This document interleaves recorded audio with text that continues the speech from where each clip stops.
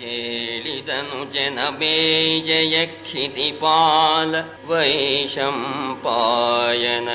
ತಾಕೀಲು ದುರಿತಂಗಳಿಗೆ ಪ್ರಾಯಶ್ಚಿತ್ತ ರೂಪದಲ್ಲಿ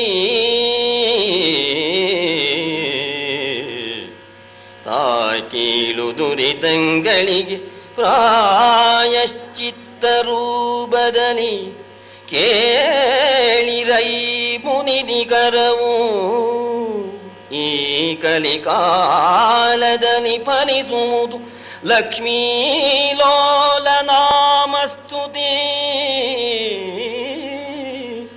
ಈ ಕಲಿಕಾಲದಲ್ಲಿ ಫಲಿಸುವುದು ಲಕ್ಷ್ಮೀ ಲೋಲ ನಾಮಸ್ತುತಿ.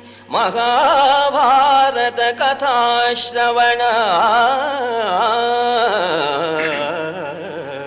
ಸರ್ಪಯಾಗದಿಂದ ಉಂಟಾದ ಪಾಪ ಪ್ರಾಯಶ್ಚಿತ್ತವಾಗಿ ಜನಮೇಜಯ ಮಹಾರಾಜ ವೈಶಂಪಾಯನರಿಂದ ಭಾರತವನ್ನು ಕೇಳಿದರು. ಕಲಿಯುಗದಲ್ಲಿ ಕ್ಷಿಪ್ರವಾಗಿ ನಮಗೆ ಫಲವನ್ನು ಕೊಡತಕ್ಕಂಥದ್ದು ಎರಡೇನೆ.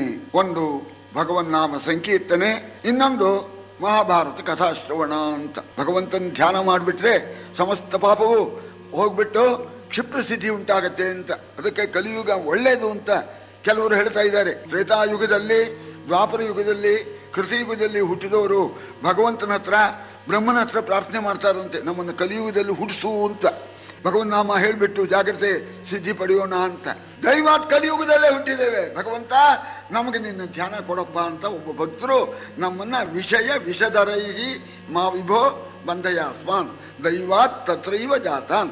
ಅದೃಷ್ಟ ವಿಶೇಷದಿಂದ ಕಲಿಯುಗದಲ್ಲಿ ಹುಟ್ಟಿದ್ದೇವೆ. ಭಗವಂತ ನಿನ್ನ ನಾಮಸ್ಮರಣೆಯನ್ನು ಕೊಟ್ಟು ನಮ್ಮನ್ನ ವಿಷಯ ವಾಸನೆಗಳಿಗೆ ಬಿಡಬೇಡ, ನಮ್ಮನ್ನು ಉದ್ಧಾರ ಮಾಡು ಅಂತ ಹೇಳಿ ಕಲಿಯುಗದಲ್ಲಿ ನಮ್ಮ ರಾಮನ ನೆನೆದರೆ ಕುಲಕೋಟೆಗಳು ಉದ್ಧರಿಸುವೋ ಅಂತ ಆ ಕೀರ್ತನೆಯನ್ನು ಸಂಗೀತಗಾರರು ಹೇಳಬೇಕು.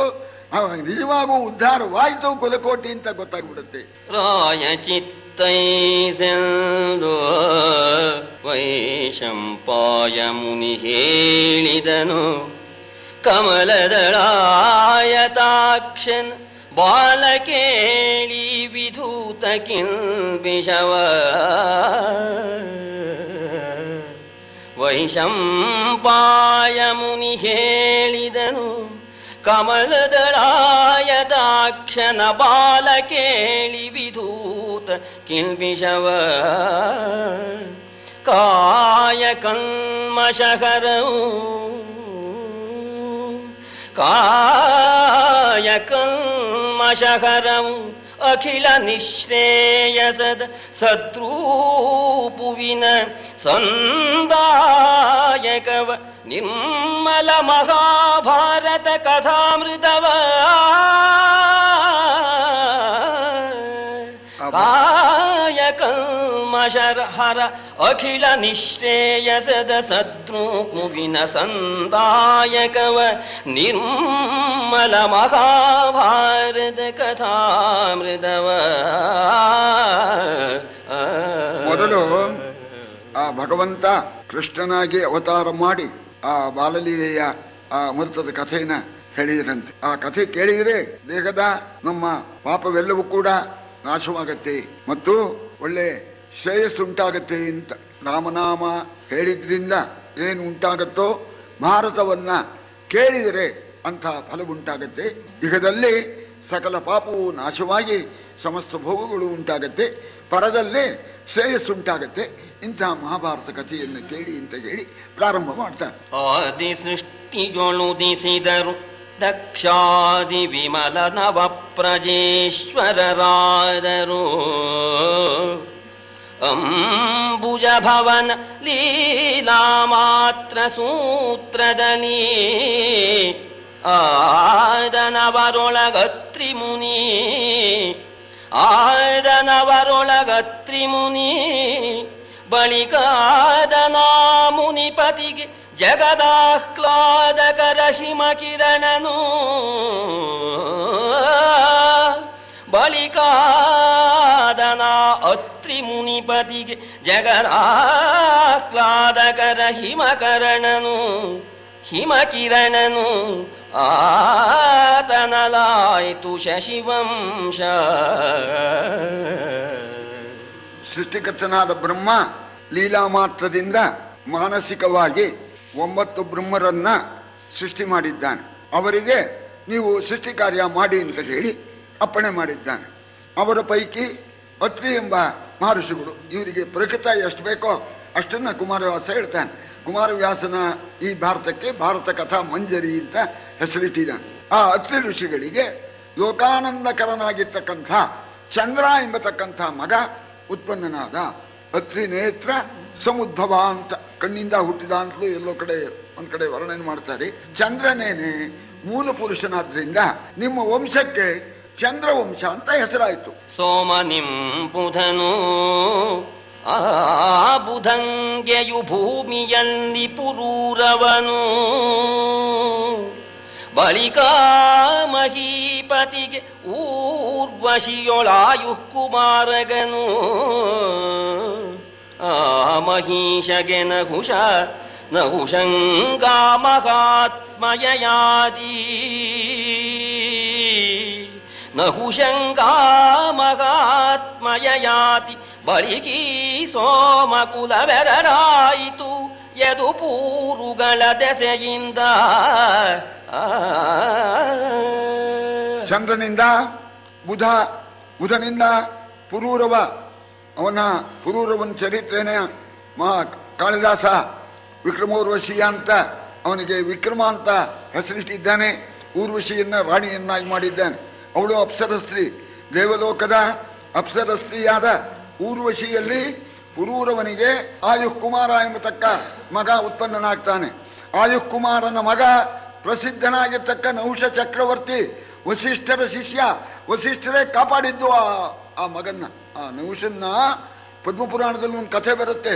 ಹುಂಡ ಎಂಬತಕ್ಕಂಥವನು ಆಯುವಿನ ಮೇಲೆ ಸೇರ್ ತೀರ್ಸ್ಕೋಬೇಕು ಅಂತ ನಹುಷ ಹುಟ್ಟಿದ ಕೂಡಲೇನೆ ಹುಟ್ಟಿದ ಮಗುನ ಸೂತಿಕಾಗ್ರಹದಿಂದ ಹೆರಿಗೆ ಮನೆಯಿಂದ ಹೊತ್ಕೊಂಡು ಹೊರಟ್ಬಿಟ್ಟ. ವಸಿಷ್ಠರು ಹುಮ್ಮಂತಂದ್ರು, ಹುಂಡ ಭಸ್ಮ. ಆಮೇಲೆ ಆ ಮಗುವನ್ನು ಸಾಕಿದ್ರು, ಸಕಲ ವಿದ್ಯಾ ಪ್ರವೀಣನ್ ಮಾಡಿದ್ರು, ವೇದ ಶಾಸ್ತ್ರ ಧನುರ್ವಿದ್ಯೆ ಎಲ್ಲ ಕಲಿಸಿ. ವಸಿಷ್ಠರ ಶಿಷ್ಯ ದೇವೇಂದ್ರ ಓಡೋಗ್ಬಿಟ್ಟ, ಬ್ರಹ್ಮಹತ್ಯೆ ಮಾಡಿ. ಬ್ರಹ್ಮಹತ್ಯೆ ಬೆನ್ನತ್ಬಿಟ್ಟು ಓಡೋಗ್ಬಿಟ್ಟ. ಆಗ ಇಂದ್ರನ ಇಲ್ಲ. ಇಂದ್ರ ಇಲ್ಲದೆ ನಿರ್ವಾಹ ಆಗೋ ಹಾಗಿಲ್ಲ. ಇಂದ್ರನ ಪದವಿಗೆ ಯಾರು ಲಾಯಕ್ ಅಂತ ಯೋಚನೆ ಮಾಡಿ 3 ಲೋಕದಲ್ಲಿ ಯಾರೂ ಇಲ್ಲ, ನಹುಷ ಅಂತ ಹೇಳಿ ಅವನ್ ಕರ್ಕೊಂಬಂದು ಇಂದ್ರಪೀಠಕ್ಕೆ ಕೂರಿಸಿದ್ದಾರೆ.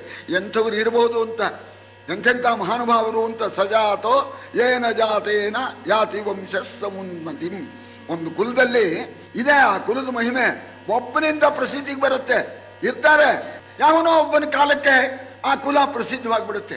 ಅಂಥವನ್ನೇನೆ ಹುಟ್ಟಿದ ಅಂತ ಹೇಳಬೇಕು ಅಂತ. ವಂಶಕ್ಕೇನೆ ಖ್ಯಾತಿ, ವಂಶಕ್ಕೇನೆ ಶ್ರೇಯಸ್ಸನ್ನ ತರ್ತಕ್ಕಂಥವನು ಹುಟ್ಟಿದ್ದಕ್ಕೆ ಹುಟ್ಟಿದ ಅಂತ ಅನ್ಬೇಕು. ಸರಿ, ನಾವೆಲ್ಲ ಹುಟ್ಟಿದ್ದೇನೋ ಪರಿವರ್ತಿದ ಸಂಸಾರೇ ಮೃತಕ್ಕೋವ ನ ಜಾಯಿತೆ. ಸತ್ವನು ಹುಟ್ಟಬೇಕು, ಸಾಯ್ತಾನೆ ಹುಡ್ತಾನೆ, ಲೆಕ್ಕಕ್ಕಿಲ್ಲ. ಶಾನುಭೋಗರ ಲೆಕ್ಕಕ್ಕಿಲ್ಲ ಅಂತ ಎಂತೆಂಥ ಮಹಾನುಭಾವರು. ಆ ನಹುಷನ ಮಗ ಯಯಾತಿ ಅಂತ ಹೇಳಿ ಆ ಮಹಾನುಭಾವ ರಿಕಾರ್ಡ್ ಸ್ಥಾಪನೆ ಮಾಡಿಬಿಟ್ಟ. ಪ್ರಪಂಚದಲ್ಲಿ ಎಷ್ಟು ಭೋಗ ಇದೆಯೋ ಅಷ್ಟು ಅನುಭವಿಸಿದಾನಮ್ಮ. 1000 ವರ್ಷ ಎಲ್ಲ ಯಾಗ ಮಾಡಿದಾನೆ, ಎಲ್ಲ ದಾನ ಮಾಡಿದಾನೆ, ಮಾಡದೇ ಇದ್ದಿದ್ದೇ ಇಲ್ಲ. ಕೊನೆಗೆ ಹೇಳ್ಬಿಟ್ಟ ಯಾವುದರಿಂದ ಏನೂ ಸ್ವಾರಸ್ಯವಿಲ್ಲ ಅಂತ ಅನುಭವಿಸಿ ಹೇಳಿದ ಅವನು. ನಾಲಂ ಏಕಸ್ಯ ತೃಪ್ತ್ಯರ್ಥಂ. 3 ಲೋಕ, ಹಿರಣ್ಯಂ ಪಶವ ಸ್ತ್ರೀಯ, 3 ಲೋಕದ ಆಸ್ತಿ, 3 ಲೋಕದ ಬಂಗಾರ, 3 ಲೋಕದ ಪಶು, 3 ಲೋಕದ ಧನ ಒಬ್ಬನಿಗೆ ಸೇರಿದ್ರು ಕೂಡ ನಾಲಂ ಏಕಸ್ಯ ತೃಪ್ತ್ಯರ್ಥಂ. ಏನ್ರಿ ಸಾಕೇನ್ರಿ ನೋಣ, ಸಾಕು, ಏನ್ ಮಾಡೋದು, ಇನ್ನೂ ಅಷ್ಟು ಕೊಟ್ಟಿದ್ರೆ ಆಗೋದು ಅಂತಲೇ ಅಂತಾನೆ. ಆದ್ರಿಂದ ಈ ತೃಪ್ತಿ ಅಂತನ್ನೋದು ಶಾಂತಿ ಅಂತೇನೆ. ತಸ್ಮಾತ್ ಶಮಂ ವ್ರಜೇತ್ ಅಂತ ರಿಕಾರ್ಡ್ ಸ್ಥಾಪನೆ ಮಾಡಿದ್ದಾನೆ ಅಂಥ ಮಹಾನುಭಾವ ಯಯಾತಿ. ಅವನಿಗೆ 2 ಹೆಂಡರಿಗೂ ಮಕ್ಕಳು. ಅದರಿಂದ ಕವಲಾಯಿತು. ದೇವಯಾನಿ ಹಿರೇ ಹೆಂಡತಿ, 2ನೇ ಹೆಂಡತಿ ಶರ್ಮಿಷ್ಠಾಗ್ರ. ಯದು ಪರಂಪರೆಯಿಂದ ಯಾದವರುದಿಸಿದರು. ಯದು ಪರಂಪರೆಯಿಂದ ಯಾದವರುದಿಸಿದರು.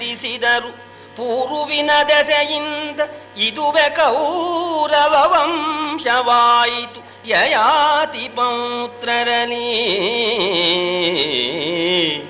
ವಿರಿತ ಪೂರ್ವೋತ್ತರದ ಯದುವಂಶದ ಕಥಾ ವಿಸ್ತಾರವನು ಹೇಳಿದನು. ವಿರಿತ ಪೂರ್ವೋತ್ತರದ ಯದುವಂಶದ ಕಥಾ ವಿಸ್ತಾರವನು ಹೇಳಿದನು. ದುಷ್ಯಂತನಲಿ ಶಾಕುಂತಲೆಯ ಕಥೆ ಸಹಿತ. ದೇವಯಾನಿ ಮಗ ಯದು, ಯದುವಿನ ಪರಂಪರೆ. ಆ ಕುಲದಲ್ಲೇನೆ ವಸುದೇವ, ಕೃಷ್ಣ ಇವರೆಲ್ಲ ಉತ್ಪನ್ನರಾಗ್ತಾರೆ. ಯಾದವರು ಆ ಮಂಥನದಲ್ಲಿ ಭಗವಂತ ಉತ್ಪನ್ನನಾದ ಅಂತ ಯದು ಚರಿತ್ರೆಯನ್ನ, ಆ ವಂಶ ಪಾರಂಪರೆಯನ್ನ ಹೇಳಿಬಿಟ್ಟು ಎರಡನೇ ಹೆಂಡತಿ ಶರ್ಮಿಷ್ಠಾದೇವಿ, ಆ ಶರ್ಮಿಷ್ಠಾದೇವಿಗೆ ಪೂರ್ವ ಎಂಬತಕ್ಕಂಥ ಮಹಾನುಭಾವ ಮಗ. ಆ ಪೂರ್ವಿನ ಮಗ ಪೌರವ ಅಂತ, ಆದ್ರಿಂದ ಅವರಿಗೆ ಪೌರವ ವಂಶ ಅಂತ ಆಯ್ತು. ಆ ಮಂಥನದಲ್ಲೇನೆ ದುಷ್ಯಂತ ಅಂತ ಹೇಳಿ ಒಬ್ಬ ಮಹಾನುಭಾವ, ಅವನು ಶಕುಂತಳೆಯನ್ನ ಮದುವೆ ಮಾಡ್ಕೊಳ್ತಾನೆ. ಆ ಶಕುಂತಳಿ ಉತ್ಪತ್ತಿನೂ ಆಶ್ಚರ್ಯವೇನೆ. ರಾಜರ್ಷಿಯಾಗಿರ್ತಕ್ಕಂಥ ವಿಶ್ವಾಮಿತ್ರ ತಂದೆ, ಅಪ್ಸರ ಸ್ತ್ರೀಯರಲ್ಲಿ ಸುಂದರಿಯಾಗಿರ್ತಕ್ಕಂಥ ಮೇನಕ ತಾಯಿ. ಹುಟ್ಟಿದ ಕೂಡಲೇ ಅಪ್ಪ ಅಮ್ಮ ಇಬ್ರು ಬಿಟ್ಟೋಗ್ಬಿಟ್ರು. ಹಕ್ಕಿಗಳು ಸಾಕ್ತಂತೆ. ಶಕುಂತ ಸಾಕಿದ್ರಿಂದ ಶಕುಂತ ಅಂತ ಹೆಸರು ಸಂಸ್ಕೃತದಲ್ಲಿ ಹಕ್ಕಿಗಳಿಗೆ. ಅವಳು ಶಕುಂತಳೆ ಆದ್ಲು. ಆ ಹುಡುಗಿ ನೋಡಿದ್ರಂತೆ, ಸಣ್ಣ ಹುಡುಗಿ, ಕಣ್ವರಿಗೆ ಮಗ, ಅವರು ಬ್ರಹ್ಮಚಾರಿಗಳು. ಆ ಹುಡುಗಿ ನೋಡಿ ಮೋಹ ಬಂದು ಇವಳೇ ನನ್ನ ಮಗಳು ಅಂತ ಸಾಕಿದ್ರು. ಅವಳು ಕಣ್ವ ಆಶ್ರಮದಲ್ಲಿ ಬೆಳೆದ್ಲು. ಅಲ್ಲಿಗೆ ದುಷ್ಯಂತ ಬಂದ. ಕಣ್ವರಿ ಇರಲಿಲ್ಲ. ನೀ ಯಾರು ಅಂತ ಕೇಳಿದ. ಅವಳು ತನ್ನ ಕಥೆನೆಲ್ಲ ಹೇಳಿದ್ಲು. ನಾನು ಮದುವೆ ಮಾಡ್ಕೊ ಅಂದ. ಸರಿ, ಅವಳು ನೋಡಿದ್ಲು, ಚಕ್ರವರ್ತಿ ಆಗ್ಬಹುದು, ನನ್ನ ಮಗನಿಗೆ ರಾಜ್ಯ ಕೊಡೋದಾದ್ರೆ ಮಾಡ್ಕೊಳ್ತೇನೆ ಅಂತಂದ್ಲು. ಹೂಂದ, ಒಪ್ಕೊಂಡ, ಮಾಡ್ಕೊಂಡ ಅಲ್ಲಿ ಜೊತೆಯಲ್ಲಿ ಕೆಲವು ದಿವಸ ಇದ್ದ. ನಾನು ಕರೆಸ್ಕೊಳ್ತೇನೆ ಅಂತ ಹೇಳಿ ಊರಿಗೆ ಹೋಗ್ಬಿಟ್ಟ. ಕಣ್ಣೂರು ಭಯದಿಂದ ಕರೆಸ್ಕೊಳ್ಳೇ ಇಲ್ಲ ಮಹಾನುಭಾವ. ಯಾಕೆಂದ್ರೆ ಕಣ್ವರು ಏನ್ ಮಾಡ್ತಾರೋ ಮಹರ್ಷಿಗಳು, ಅವರ ಅಪ್ಪಣೆ ಇಲ್ದೇನೆ ಅವಳನ್ನು ವರಿಸಿಬಿಟ್ಟಿಯಾನೆ ಗಾಂಧರ್ವ ವಿಧಿಯಲ್ಲಿ. ಆವಾಗ ಕಣ್ವರ ಯೋಚನೆ ಮಾಡಿ ಆಗ ಗರ್ಭಿಣಿಯಾಗಿರ್ತಕ್ಕಂಥ ಈ ಶಕುಂತಳೆಯನ್ನ ಕಳಿಸ್ಕೊಡ್ತಾರೆ ಶಿಷ್ಯರೊಡನೆ. ಸರಿ, ಅವ ಹೋಗ್ತಾನೆ. ಅವನಿಗೆಲ್ಲ ಗೊತ್ತಿರುತ್ತೆ. ಆದರೂ ಕೂಡ ಈಗ ನಾನು ಇವಳನ್ನ ಮಾಡ್ಕೊಂಡೆ ಅಂದ್ರೆ ಊರ್ನವ್ರು ಏನಂತಾರೋ ಅಂತ ಹೇಳಿ ನಂಗೆ ಗೊತ್ತೇ ಇಲ್ಲ ಅಂದ್ಬಿಟ್ಟ. ನಂಗೆ ಗೊತ್ತೇ ಇಲ್ಲ ಅಂತಂದ್ಬಿಟ್ಟ. ರಾಜ್ಯ ಕೊಡ್ತೇನೆ ಅಂತ ಹೇಳಿ ನೀ ಮಾಡ್ಕೊಂಡಿದ್ದಿಲ್ಲ ಅಂತ. ಮಹಾಭಾರತದಲ್ಲಿ ಮಗ 12 ವರ್ಷ ಆದ್ಮೇಲೆ ಮಗನ ಸಮೇತ ಹೋಗಿ ರಾಜ್ಯ ಕೇಳಿದ್ಲು ಅಂತ ಇದೆ. ನಮ್ಮ ಕಾಳಿದಾಸ ಅದನ್ನು ಬದಲಾವಣೆ ಮಾಡಿ ಗರ್ಭಿಣಿಯಾಗಿರ್ತಕ್ಕಂಥವಳೆ ಹೋಗಿದ್ಲು, ಅವಳನ್ನೇ ಕಳಿಸ್ಕೊಟ್ಟಿದ್ರು ಅಂತ ಹೇಳ್ತಾರೆ.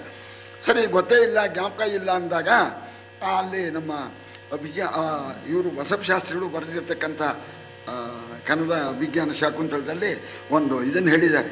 ಅಂತೂ ಮಹಾರಾಜ ಹರಿವಾ ಪ್ರವಾಹ ಹರಿಗೋಲ ನೇರಿಸಿ ಹರಿವಾ ಪ್ರವಾಹದಿ ಅಂತ.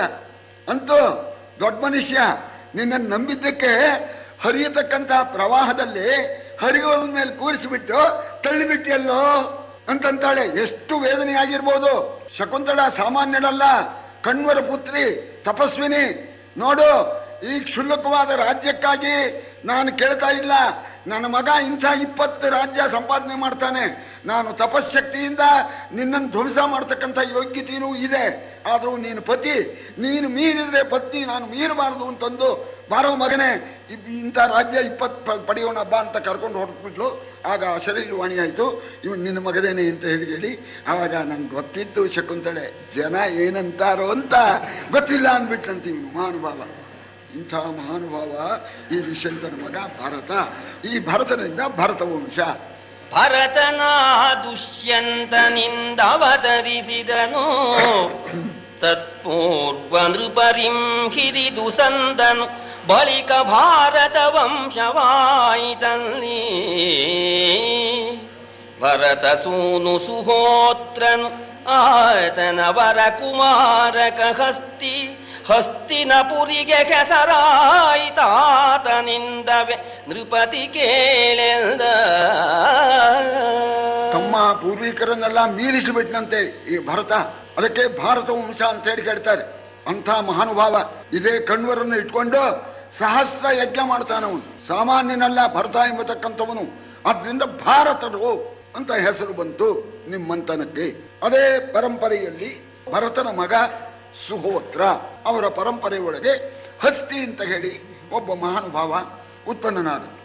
ಅದವರಿಗೆ ಪ್ರತಿಷ್ಠಾನ ಅಂತ ಹೇಳಿ ಒಂದು ಪಟ್ಟಣ, ಅದನ್ನ ರಾಜಧಾನಿಯಾಗಿ ಮಾಡ್ಕೊಂಡಿದ್ರು ಚಂದ್ರವಂಶದ ರಾಜರು.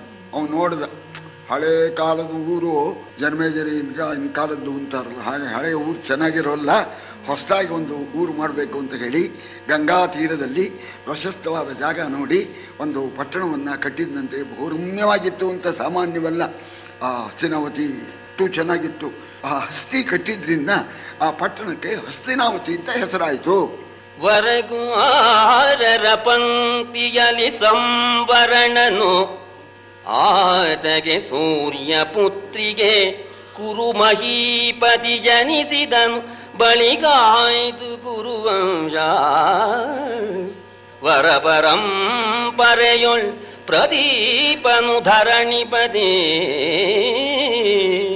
ವರಪರಂಪರೆಯೊಳ್ ಪ್ರದೀಪನು ಧರಣಿಪತಿ. ಆತನಲ್ಲಿ ಶಂತನು ಧರೆಗಧೀಶ್ವರನಾಗಿ ಬೆಳಗಿದನು, ಅರಸ ಕೇಳ.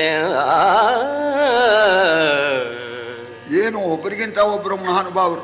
ಆ ಕುಮಾರ ಪರಂಪರೆಯಲ್ಲಿ ಸಂವರ್ಣ ಎಂಬತಕ್ಕ ಮಹಾನುಭಾವ ಸೂರ್ಯನ ಮಗಳಾಗಿರ್ತಕ್ಕಂಥ ತಪತಿ ಎಂಬತಕ್ಕಂಥವಳನ್ನ ಮದುವೆ ಮಾಡಿಕೊಂಡ.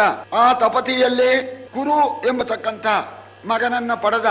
ಅದಕ್ಕೋಸ್ಕರ ಕೌರವರು ಅಂತ ಹೆಸರಾಯಿತು ಅಂತ. ಅದು ಒಂದು ಅದ್ಭುತವಾದ ಕಥೆ.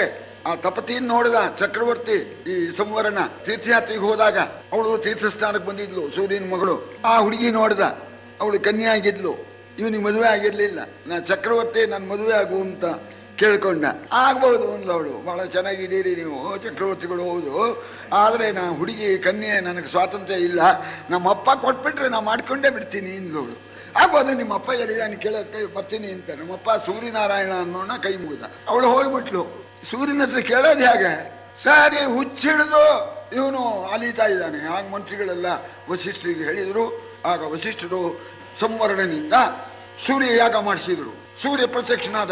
ವಸಿಷ್ಠರೇ ಪುರೋಹಿತರು. ಸ್ವಾಮಿ ಏನು ಅನ್ನ ಮಗಳನ್ನು ಕೊಡು, ಸಾಮಾನ್ಯನೆಲ್ಲ ವರ, ಆಗ್ಬಹುದು ತಮ್ಮ ಅಪ್ಪಣೆ ಮೇಲೆ ಅಂತ ತಪತಿಯನ್ನು ಕೊಟ್ಟ ಅಂತ ಅಲ್ಲಿ ಕುರು ಉತ್ಪನ್ನದ ಅಂತ ಹೇಳಿ ಆ ವಂಶ ಪರಂಪರೆಯಲ್ಲಿ ಅಂತ ಎಲ್ಲ ಹೇಳ್ಬಿಟ್ಟು ಇವನು ಇಲ್ಲಿಂದ ಕಥೆನ ಸ್ವಲ್ಪ ವಿಸ್ತಾರವಾಗಿ ತಗೊಳ್ತಾನೆ.